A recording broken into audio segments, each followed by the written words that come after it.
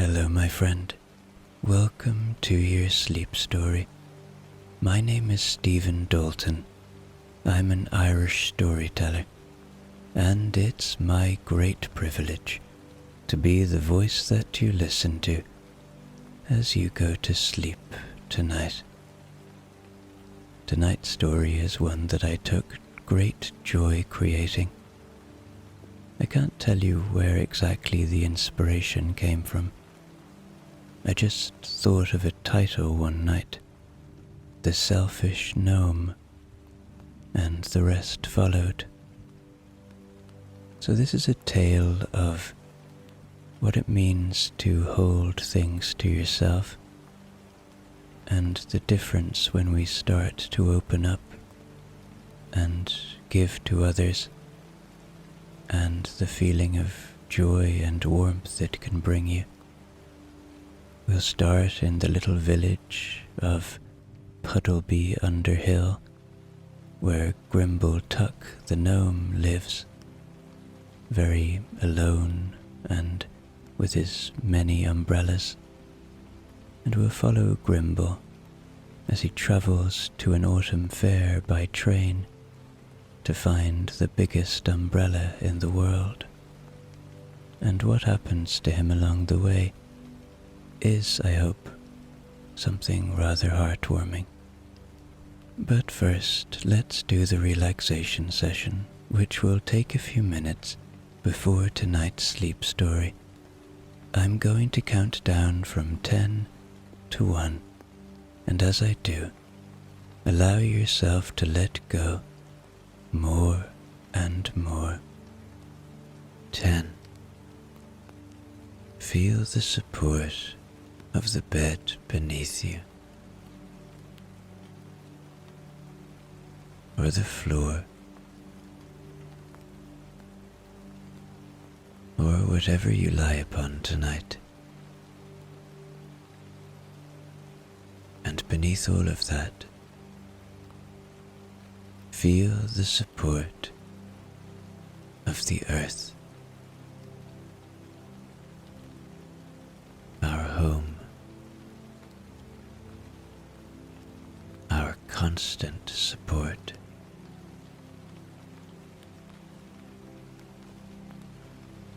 And as you become aware of that deep, grounding, calming support, see if you can let go a little more now. Just ease into this moment a little more now.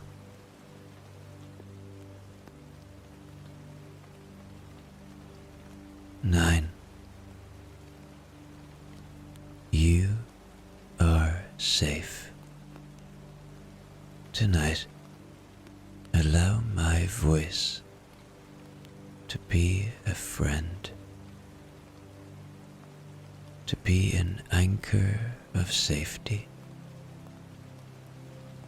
Know this: my voice will never take you to anywhere unsafe. It will only ever take you to safe places, places of coziness and comfort, places where stories are told with a spirit of kindness and human understanding. And allow that fact to enable you to just be here and listen and move closer and closer to sleep.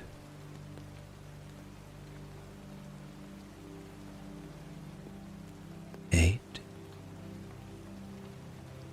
Become aware of your body now.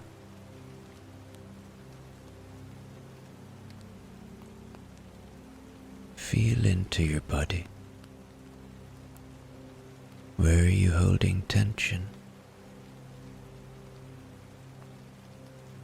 Where do you perhaps feel pain? Maybe it's in your feet.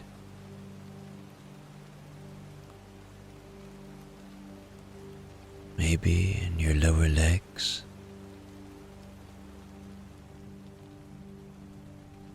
Your thighs. Your hips.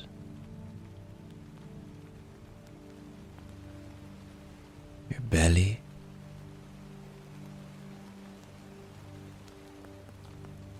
Your chest. Your back.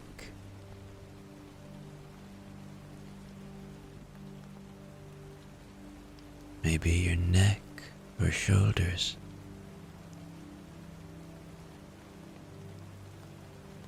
Your arms. Your hands. Or maybe you're like me, and you hold tension in your face.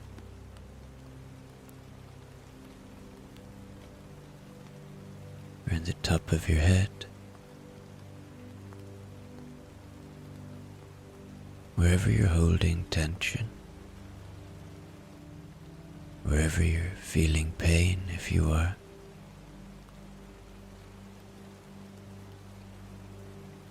see if becoming aware of it can help ease it a little.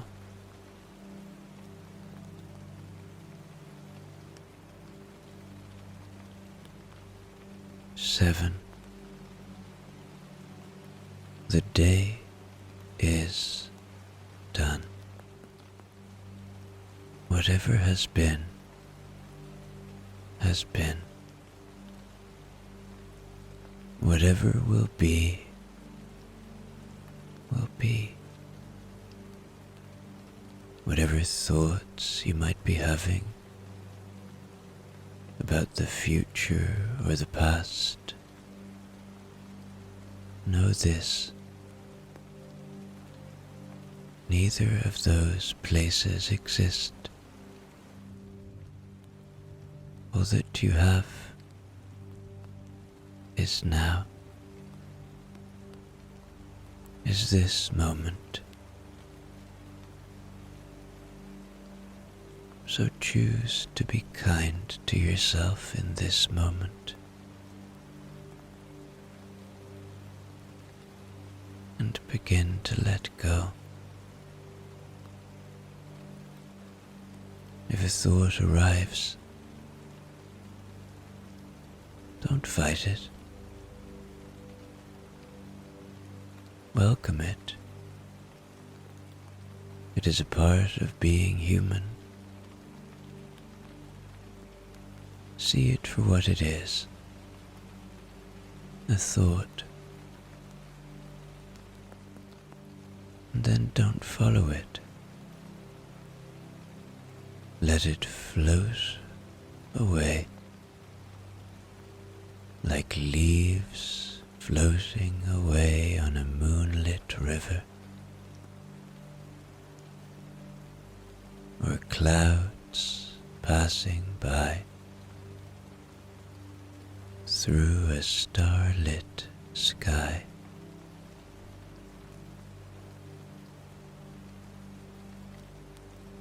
Six. Peace lives within you. I promise you it does. It is always there. It is always just waiting to be found, waiting to be felt. So see if you can find that peace tonight. Ask yourself, where does it live within me?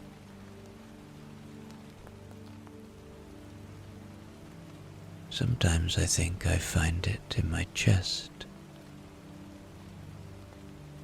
sometimes in my head.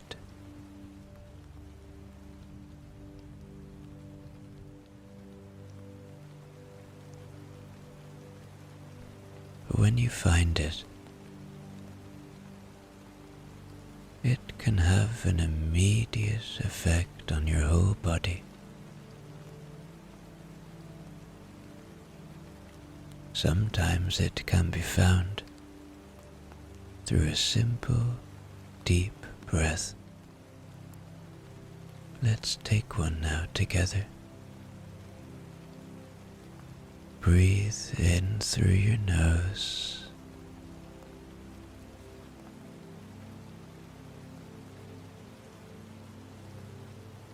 And out through your mouth. Maybe you found your peace,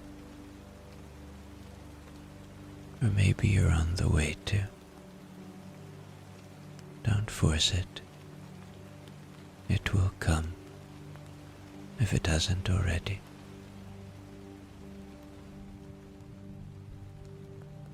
Five. This is your moment. This is your time. Allow that fact to enable you to let go completely.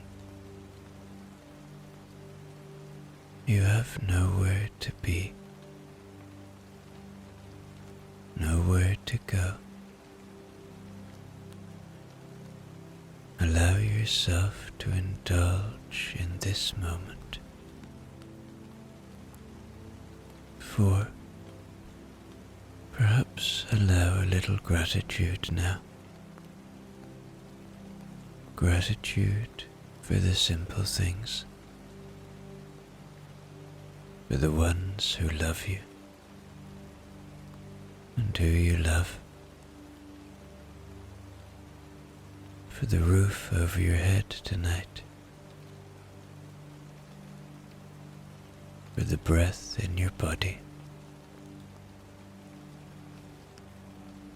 for the ability to lie here tonight and listen to a sleep story.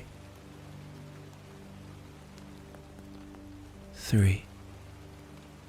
Begin to engage with your imagination now.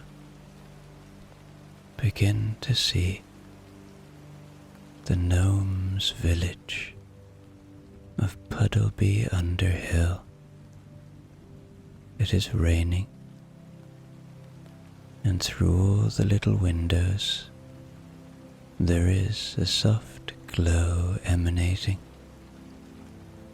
This is a cozy place, a safe place, a place you are welcome to visit tonight. 2. Checking in with your body one more time now. Your body has worked hard for you today. It's time to give it rest. And 1. Completely letting go now. As I tell you tonight's sleep story. In a green and dripping corner of the world, where the hills fold over one another like blankets on an enormous bed, there is a little village called Puddleby Underhill. And in Puddleby Underhill, it is nearly always raining. Now, you might suppose that a place where it rains nearly every day would be a gloomy sort of place, and you would be entirely wrong. Rain, if you are built for it, is one of the coziest things there is, and the gnomes of Puddleby were built for it.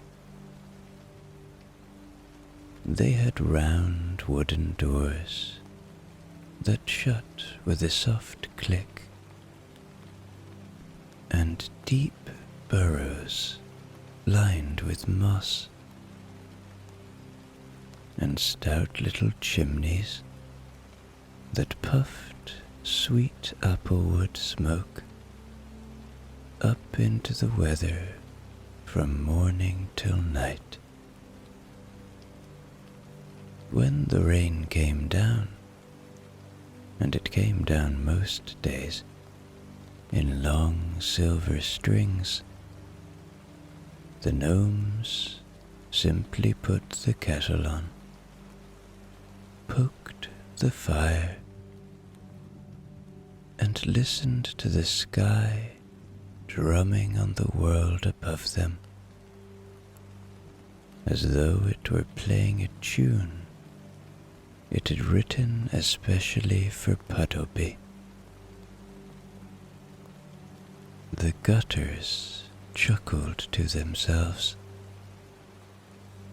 The snails went about their slow and glistening business. Lamplight leaned out of little round windows and lay down in the puddles, and the whole village smelled of wet leaves and wood smoke and buttered toast. It was, all things considered, a very fine place to live.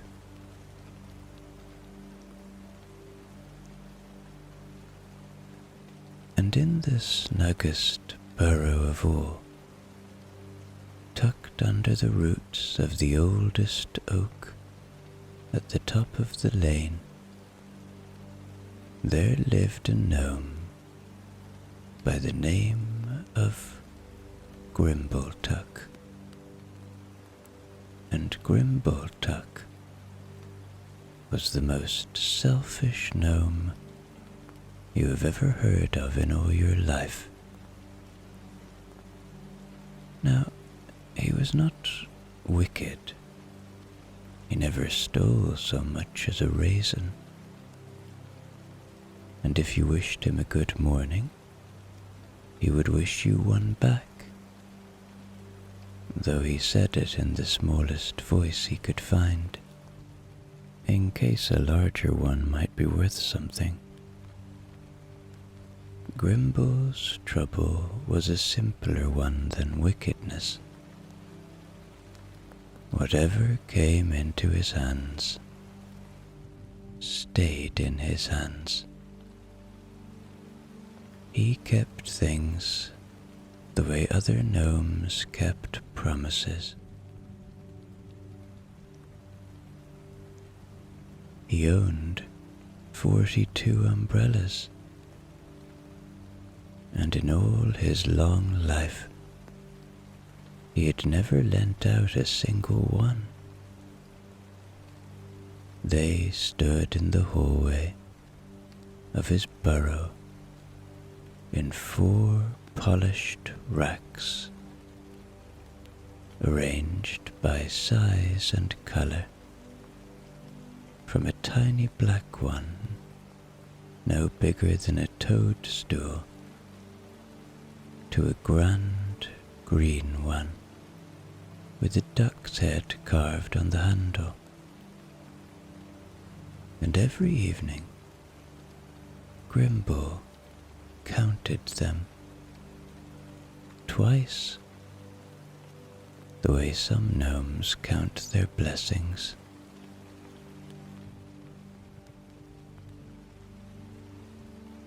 his pantry there were 91 jars of blackberry jam.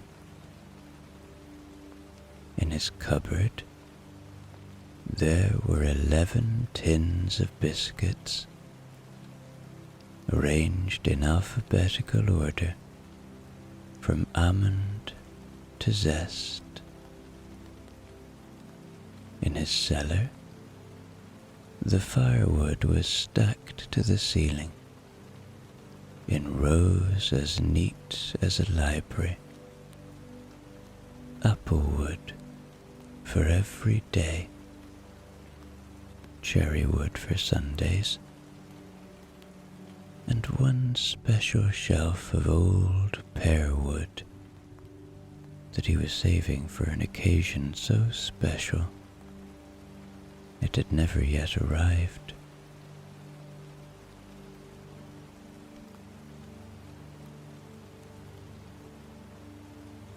He had 2 armchairs by the fire, one for himself and one for his feet. His front door was the handsomest in the village, painted a deep, glossy green with a brass knocker in the shape of an acorn, and it was the shiniest and least used knocker in Puddleby. When somebody did knock, the postman perhaps, or a neighbour collecting for the harvest supper, Grimble would open the door exactly wide enough for conversation, and not 1 inch wider, in case any of his lovely firelight should slip out into the lane and be enjoyed by somebody who had not paid for the logs.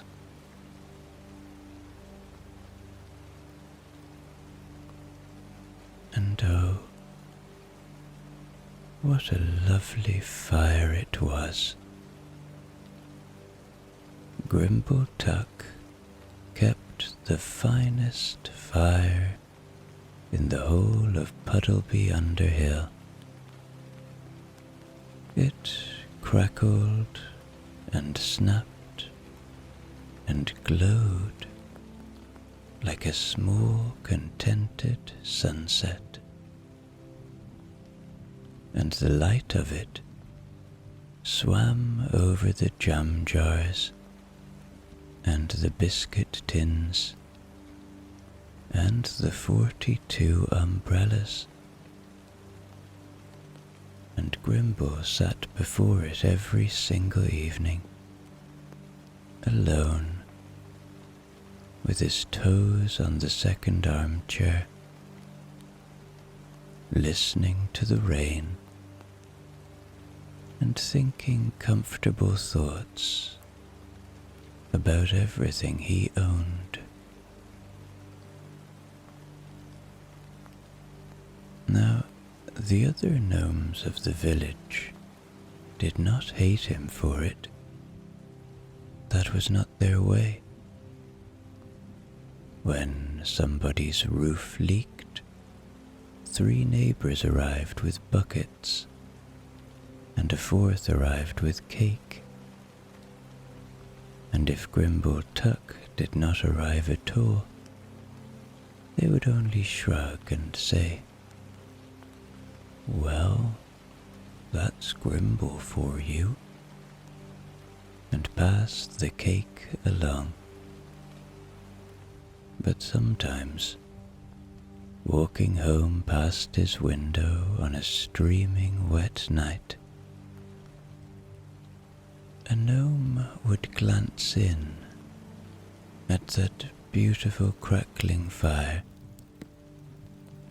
with the one small figure sitting beside it,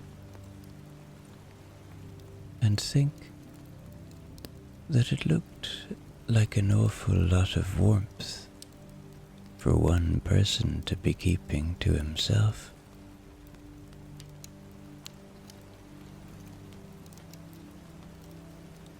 Grimble did not think so.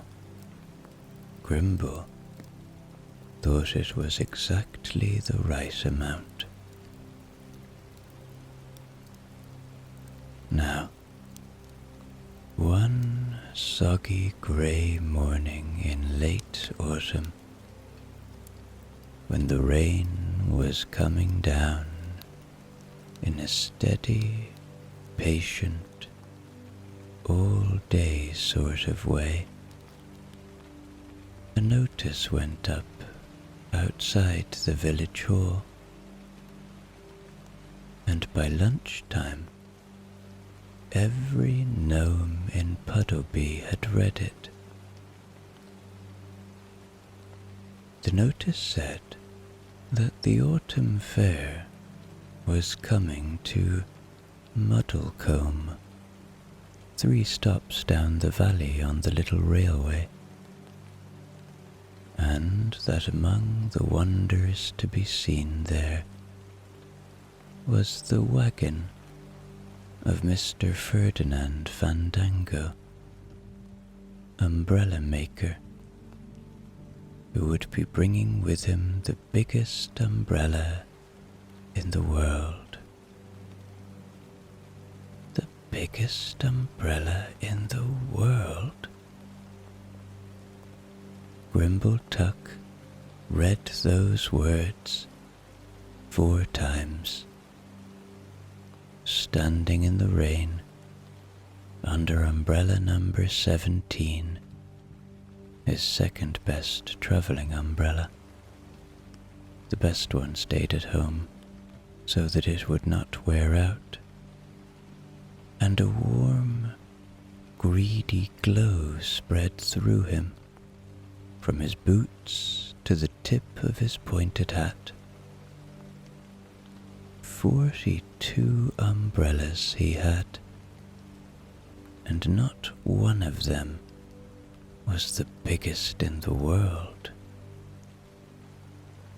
He pictured himself walking through the wettest weather Puddleby could produce, dry as a biscuit in a tin, while the rain hammered down uselessly all around him.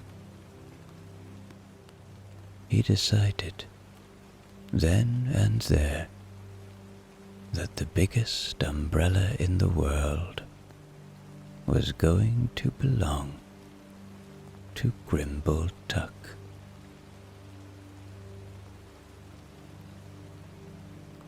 He went home, dug his money box out from under the floorboards, and counted out every coin he had saved over the years, by the simple method of never once buying anything for anybody else. It came to a very great deal. He poured it all into a leather purse, buttoned the purse into his deepest pocket, banked up his fire so that it would keep till evening, and set off down the lane towards the station.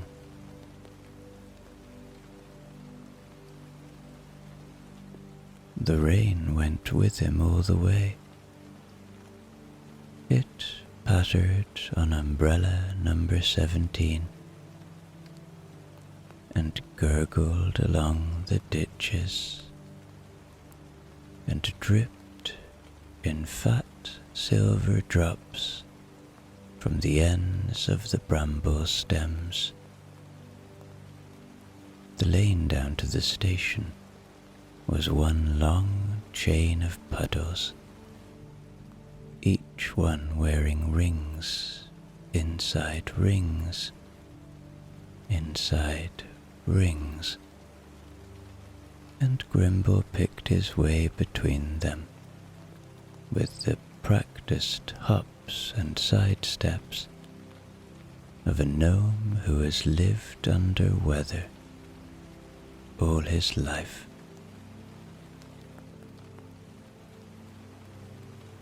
The last beech leaves came down around him in slow, wet spirals, gold and copper,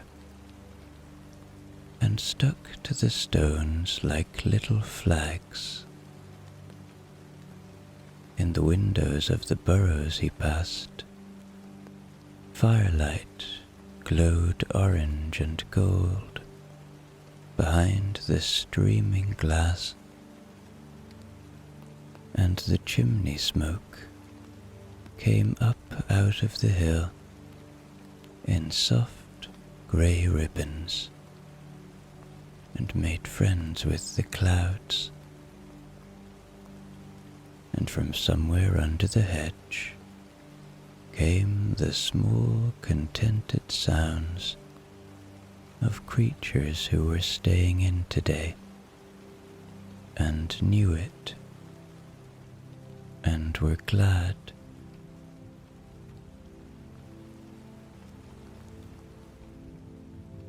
Puddleby Halt was the smallest railway station you can imagine.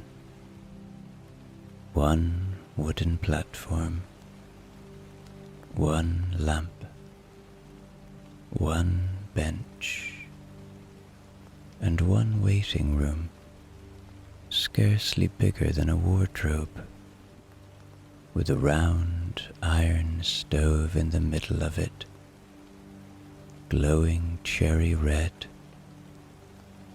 and a kettle muttering away on top. The station master was old Mr. Burrow, who was a rabbit and looked it. He sold Grimble a return ticket to Muddlecombe, 3rd class, and remarked that it was fine weather for ducks. "It is fine weather for gnomes with good umbrellas," said Grimble, and he went into the waiting room and sat himself down on the seat nearest the stove and spread his coat out wide to catch as much of the heat as possible. Luckily, the stove was not a selfish stove. It threw its warmth right round the little room, into every corner, over the 2 damp field mice sharing a newspaper, and the moorhen asleep under the bench. And there was plenty left over for everybody, whatever Grimble's coat had to say about it. The rain rattled on the tin roof, the kettle muttered, the stove crackled and ticked, and presently, far down the valley, there came a long, sweet, wavering whistle. The train of the Thistledown Line was small and green and gleaming with rain. The engine's name, painted in gold letters on her round boiler, was Berthilda, but nobody in the valley had called her that for 50 years. Everybody called her the Kettle, because she steamed and sang and rattled her lid, and because she was never in a hurry and always got there in the end.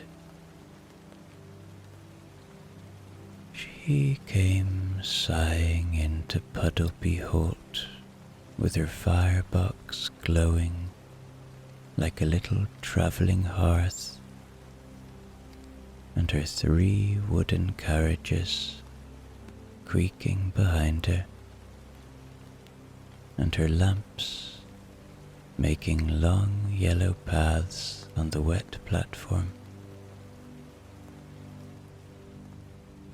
Grimble climbed into the last carriage, shook out umbrella number 17,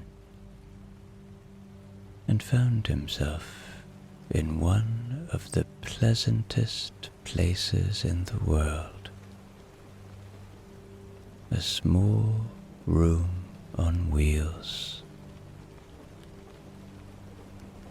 There were wooden benches, worn smooth by generations of travelling gnomes, and brass luggage racks, and lamps swaying gently in their gimbals, and at one end a pot-bellied stove with its door ajar, so that the firelight flickered out across the floor. The windows were fogged with breath and steam, and the rain ran sideways across the glass in trembling lines, and the whole carriage smelled of wet wool, coal smoke, and somebody's toast.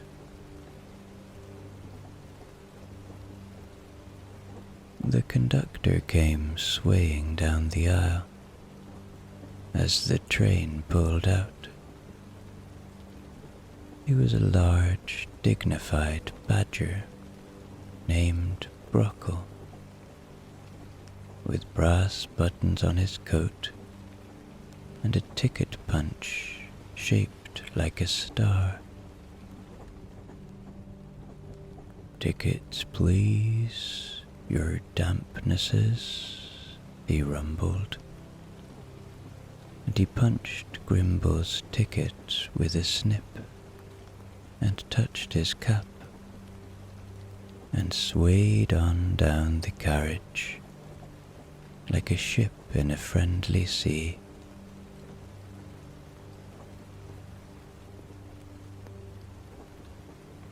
For a while, Grimble sat and let the train rock him. Through a clear patch in the fogged glass, he watched the valley slide by, the hedgerows heavy and dripping, the river running brown and busy under the willows, sheep standing about in the wet with the patient expressions of sheep who have never once in all of history been bothered by rain. Every so often the kettle sent a long ribbon of steam trailing back past the windows, white against the grey, and her smoke and low clouds got so thoroughly mixed together that it was hard to say where the train ended and the weather began.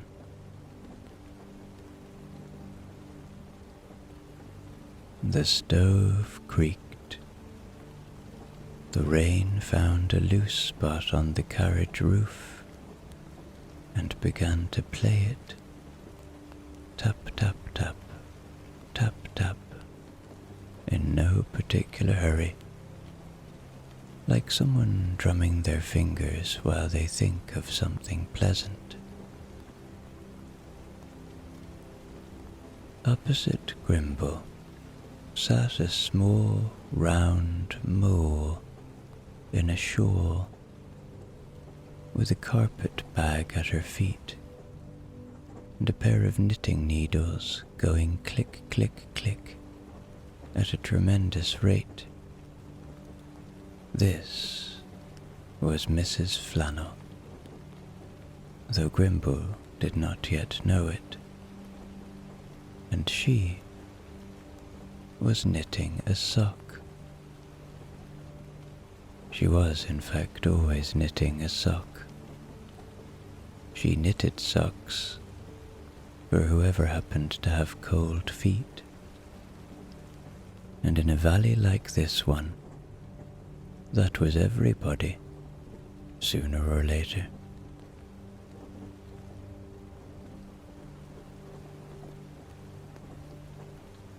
She looked at Grimble over the top of her spectacles for a while, in the frank and comfortable way that moles have. Then she reached into her carpet bag and brought out a finished scarf, thick and soft, and the deep red of rose hips. "Here," she said, holding it out. "I knitted this for somebody exactly your size. I just hadn't met them yet." Grimble stared at it. Nobody had given him anything for years, mainly because he had never given anybody the slightest encouragement. He opened his mouth to say, "No, thank you," found that saying no would take more effort than saying nothing, and so said nothing, and took the scarf and put it on.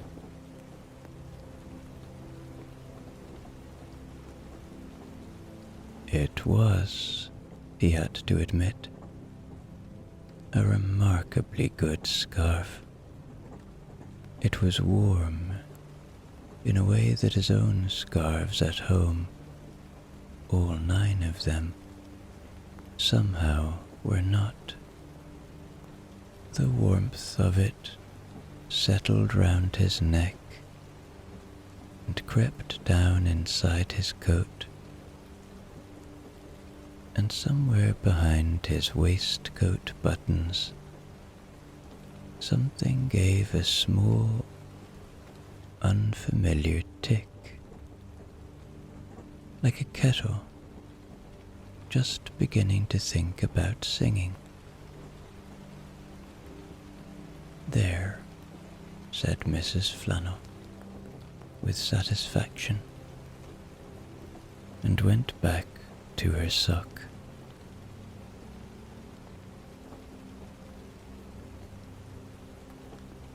The train swayed and clanked along the valley. The rain thickened,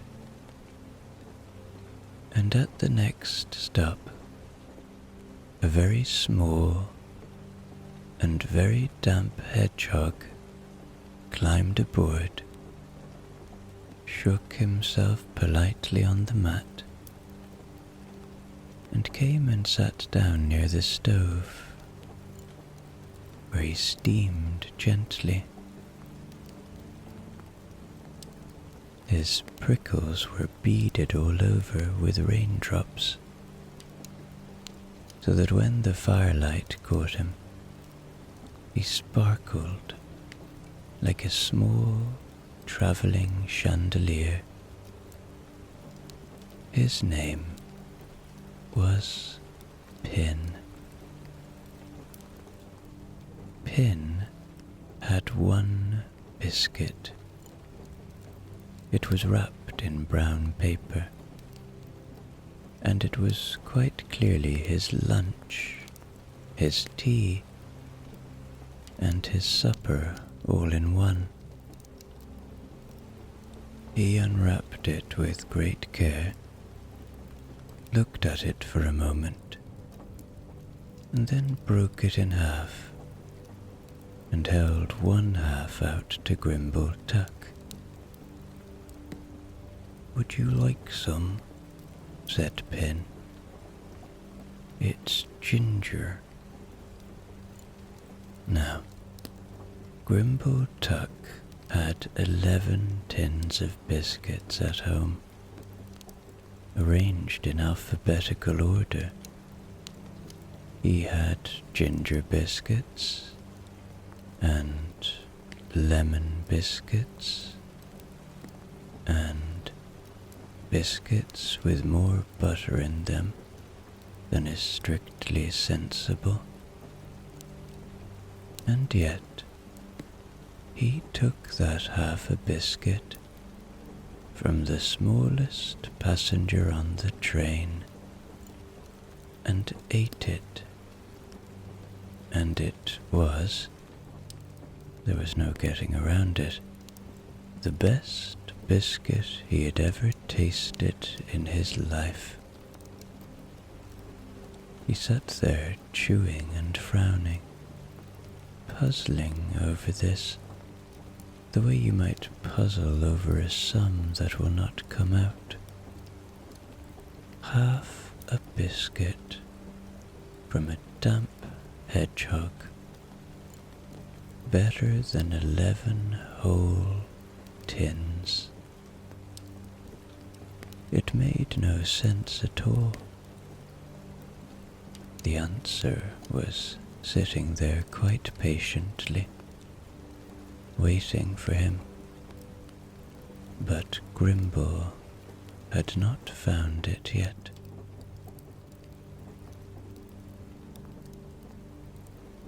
Outside, the afternoon was growing darker and grander. Over Muddlecombe marshes, the sky had turned the colour of a ripe plum, and now, far away, the thunder began. It was not a frightening kind of thunder. It was the slow, deep, comfortable kind, rolling round and round the hills. Lightning flickered somewhere behind the clouds, soft and far off.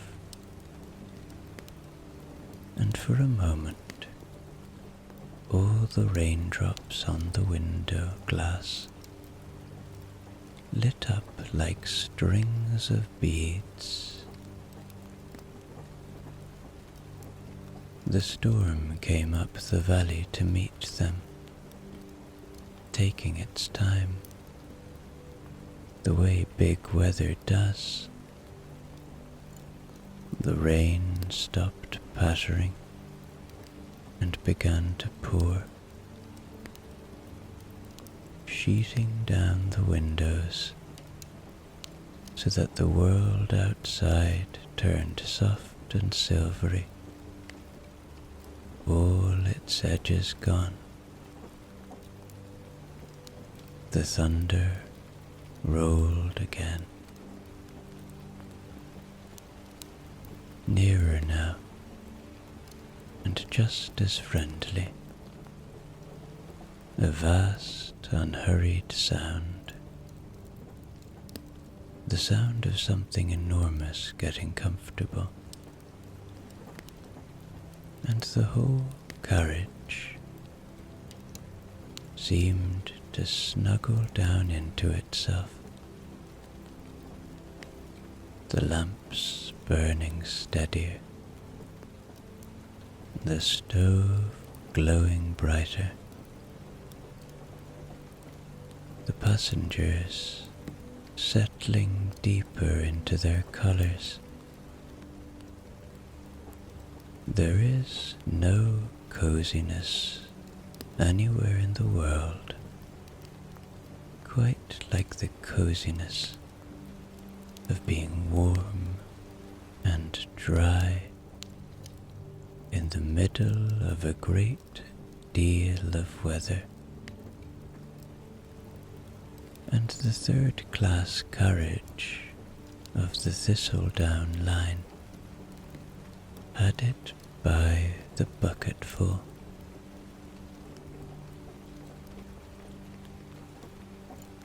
Inside the carriage, nobody stirred, except to move a little closer to the stove.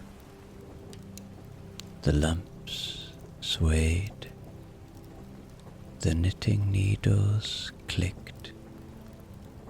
Conductor Brockle came down the aisle with a tray of tin mugs and a great steaming jug, calling, "Cocoa, hot cocoa, a penny a mug, your dampnesses." Grimble bought a mug for himself, as you would expect. But then, and he was never afterwards able to explain how it happened, he heard Pin give a small damp sniff beside him, and he heard his own voice say, "And one for the hedgehog." The words cost him a penny.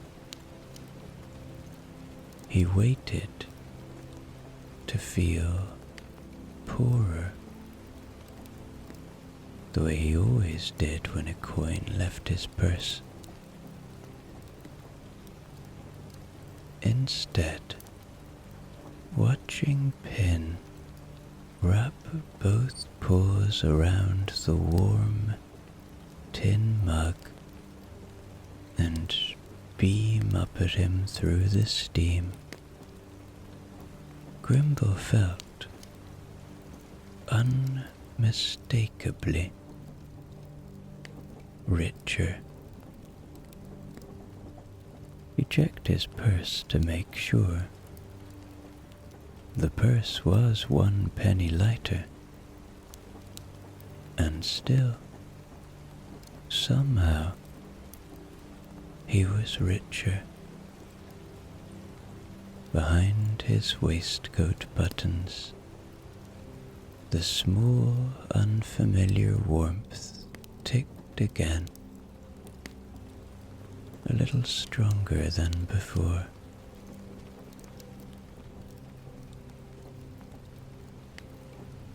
"Thank you very much," said Pin.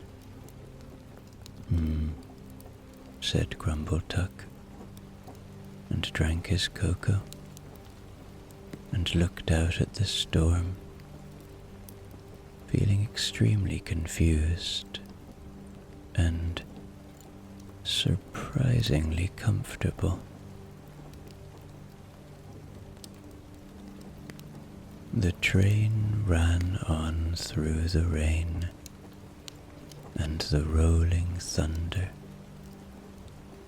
past dripping hedgerows and flooded fields, where the herons stood about, looking philosophical,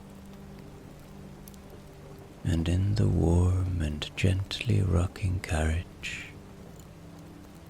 more than one passenger was fast asleep by the time the kettle sang out her long whistle for Muddlecombe. The autumn fair in the rain was a wonderful sight. Striped awnings hung heavy and dripping over the stalls, and every lantern had a twin lying in the puddle beneath it, and a brass band played under a tarpaulin, producing music that was slightly soggy round the edges, and all the merrier for it There were toffee apples, shining like dark red jewels, and roasted chestnuts rattling in their pans, and a tea tent with a fat black stove in the middle of it, glowing away, where the steam of 100 teapots rose up and mixed with the steam of 100 wet coats. Grimble went up the fairground slowly, under umbrella number 17, past a store selling bootlaces and bramble cordial, past a tortoise demonstrating a machine for buttering crumpets that buttered them on both sides at once, past a stall of humbugs and barley sugar, where the sweets glowed in their tall jars like treasure in the lantern light. A juggler was juggling 3 toffee apples under an awning, catching the drips between the catches. Somewhere a coconut was won, to great applause, and over it all the rain came down and down, silver in the lamplight, hammering cheerfully on the canvas, streaming from the awning fringes in rows of bright beads, filling the whole fairground with its steady, splendid roar.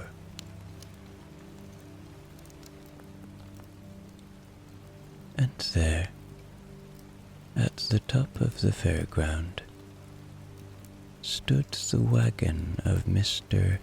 Ferdinand Fandango, umbrella maker.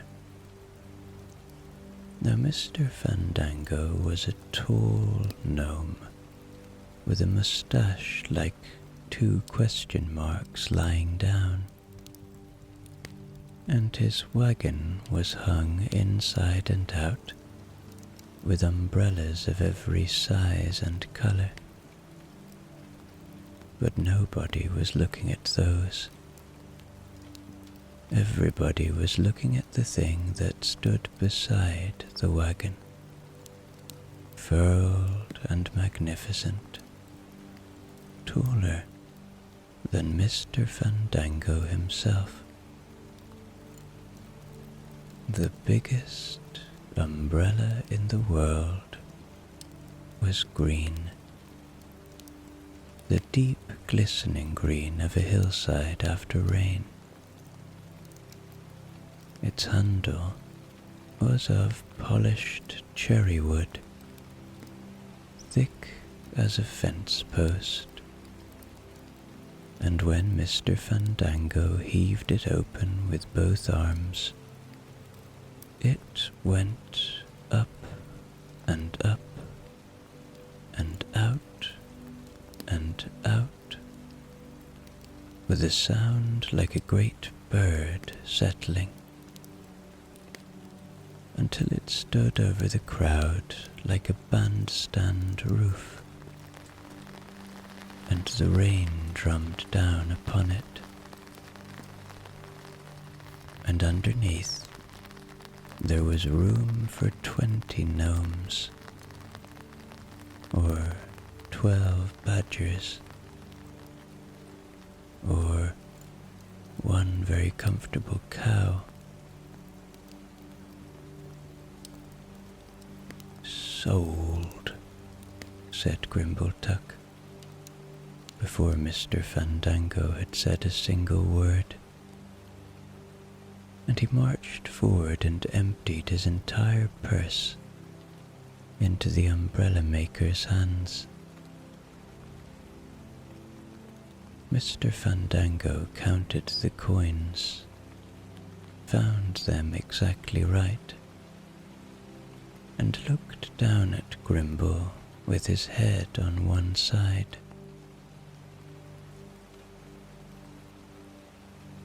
"I must warn you, sir," he said.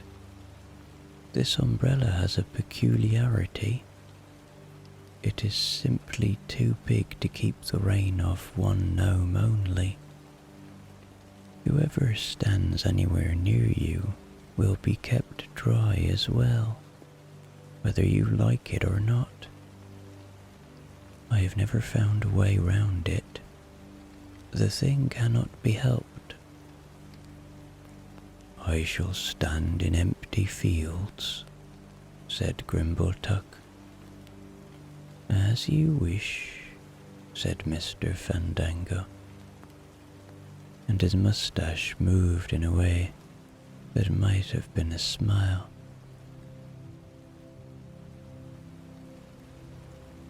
"Well,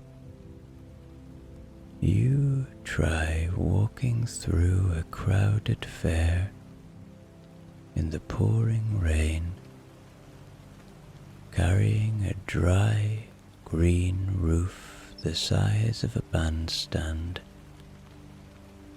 and see how long your field stays empty." Grimble had not gone 10 steps before a gnome child came skipping in under the edge of the umbrella to do up her bootlace out of the wet. Her name was Tuppence Bramble, and her mittens were soaked right through, and she said, "Thank you, mister.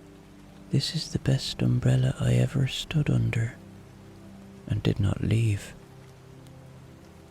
2 more steps, and a family of harvest mice moved in under the other side, all in a row, like little damp beads sliding along a string. By the time Grimble reached the chestnut store, he had a badger, 2 rabbits, the entire Bramble family, and 1 philosophical-looking heron walking along with him, and the brass band had packed up its tarpaulin and was following behind, because the music sounded much better dry. And Grimble Tuck, standing in the middle of it all, holding up the great green roof with both hands, while the rain drummed and rolled above him like applause. Grimble Tuck discovered something that 42 umbrellas in a polished rack had never once told him. It was warm in the middle. Not stove warm, not fire warm, a different kind of warm, made out of the voices all around him, and the child laughing at the band, and the smell of chestnuts, and somebody saying, "Mind the puddle, dear," to somebody else. The warmth behind his waistcoat buttons was not ticking now. It was singing quietly, like the kettle getting up steam, and Grimble stood there in the rain, at the center of a small, dry crowd, and understood, all at once, the answer to the puzzle of the biscuit. Things were better shared. That was the whole of it.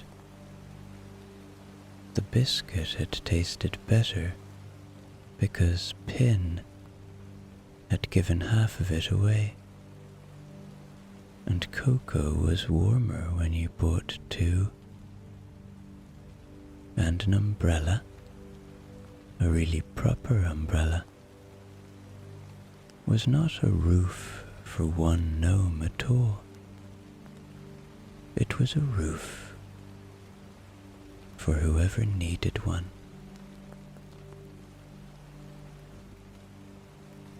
"Chestnuts," announced Grimble Tuck, in the largest voice he had used for 30 years. And he bought a bag of hot chestnuts for Tuppence Bramble to warm her wet mittens on. And then, since he was at it, a round of tea in the tea tent for everybody standing under his umbrella, which by then was a great many gnomes indeed. Each time his purse grew lighter, the warmth behind his waistcoat grew stronger, and Grimble began to suspect that the two things were connected, and he was quite right.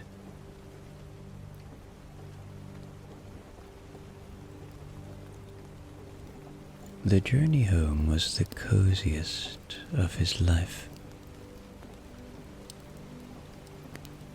The great umbrella lay furled along the luggage rack like a rolled-up hillside. The storm had worn itself out and settled into a steady, friendly evening rain, with the thunder so far away now that it was hardly more than a rumour grumbling off over the next valley. The pot-bellied stove glowed.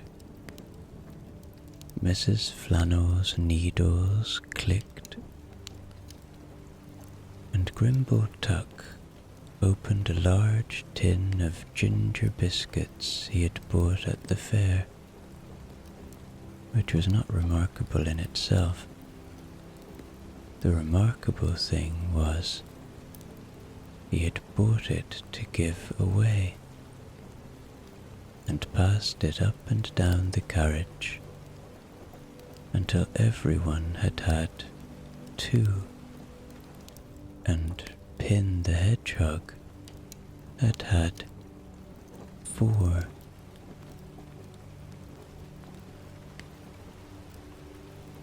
Grimble leaned his head against the cool, fogged glass, with the rosehip red scarf around his neck, and the lamplight swaying gently over him. And as the kettle sang her way home, up the darkening valley, he made a long, slow, drowsy plan concerning 42 umbrellas.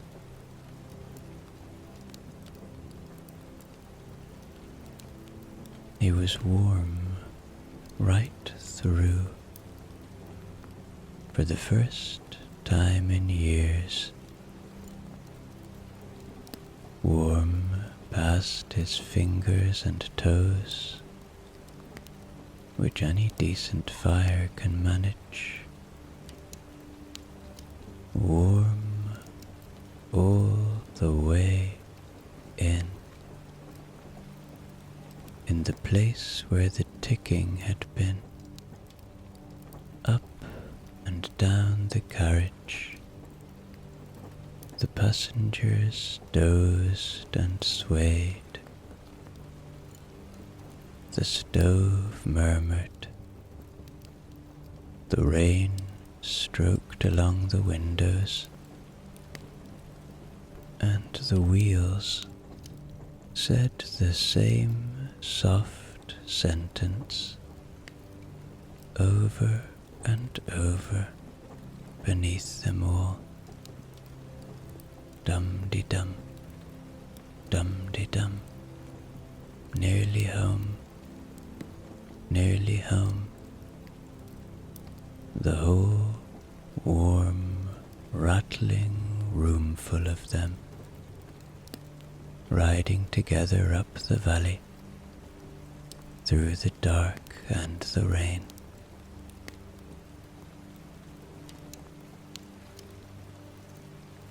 That week, a mysterious thing began to happen in Puddleby Underhill. Umbrellas began appearing on doorsteps in the night. Every morning, another burrow would open its round front door and find one standing there, neat and polished, with a little brown label tied to the handle. The labels all said the same thing. In case of rain, GT. The school teacher got the grand green one with the duck's head handle. Old Mr. Burrow at the station got a stout black one, very dignified, suitable for a rabbit of his position. Tuppence Bramble got a red one exactly her size, and Pin the Hedgehog got the tiny one, no bigger than a toadstool, which fitted him perfectly and made him look, in the rain, like a very small king. One umbrella travelled 3 stops down the valley on the Thistledown Line, wrapped in brown paper and string, addressed to a mole who was fond of knitting, and Conductor Brockle delivered it to her door personally, touching his cap. One by one they went out, all 42, no, all 41, for Grimble kept just one for himself, the plain umbrella, the oldest, the one he had owned first, which had years of good rain left in it yet.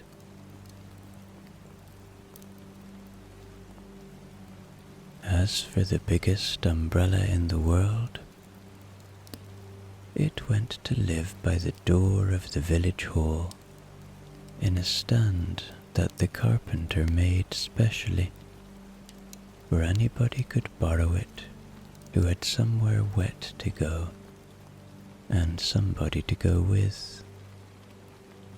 On market days, you could see it moving down the lane like a cheerful green hill out for a stroll, with a dozen pairs of boots twinkling along underneath.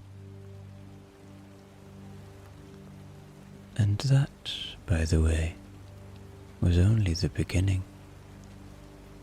The 91 jars of blackberry jam lasted the village very happily until spring.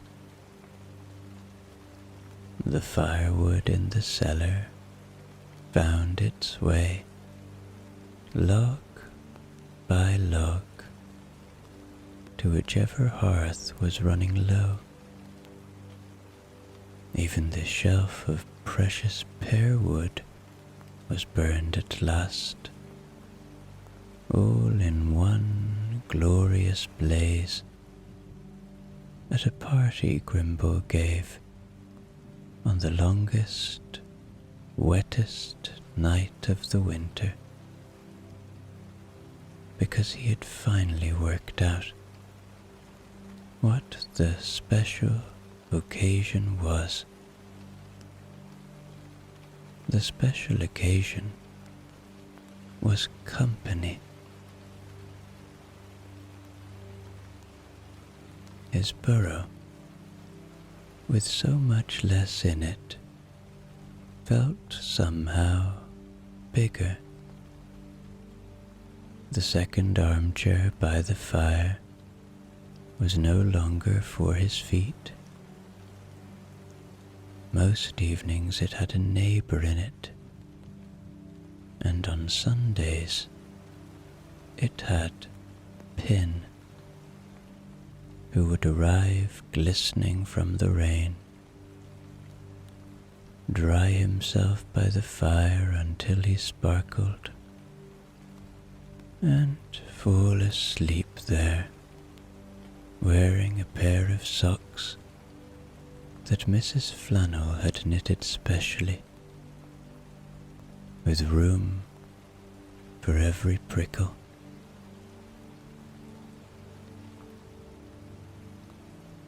If you should ever find yourself in Puddleby Underhill on a rainy evening, and if you are ever there at all, it will certainly be a rainy evening, the gnomes will tell you the story of Grimble Tuck, and they will tell you what he learned that autumn, riding home on the Thistledown Line with a scarf he had been given and a biscuit he had shared. Warmth is the strangest treasure there is. Lock it up, and it dwindles away to nothing, no matter how much of it you started with. Give it away, and it grows. It is the only fortune in the world that gets bigger the more of it you spend. Grimble Tuck knows this now, better than any gnome alive, and he is spending it still. It is late in Puddleby tonight, and raining, of course. A slow, sleepy rain, whispering down through the old oak's branches and over the roof of the snuggest burrow in the village. Inside, the fire has burned down to a bed of gold, crackling to itself now and then, quietly,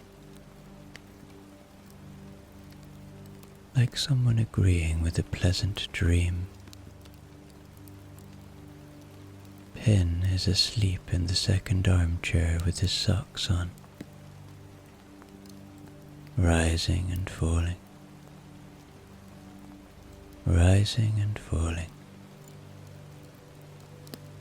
And Grimble Tuck sits deep in his own chair, with the rose-hip scarf loose about his neck, and his eyes long since closed, while the firelight sways gently over one plain old umbrella by the door, and the rain goes on and on over the hills, falling on the lanes and ditches, and the round doors of Puddleby Underhill, where every window is dark now, and every fire is low, and everyone, everywhere, is warm.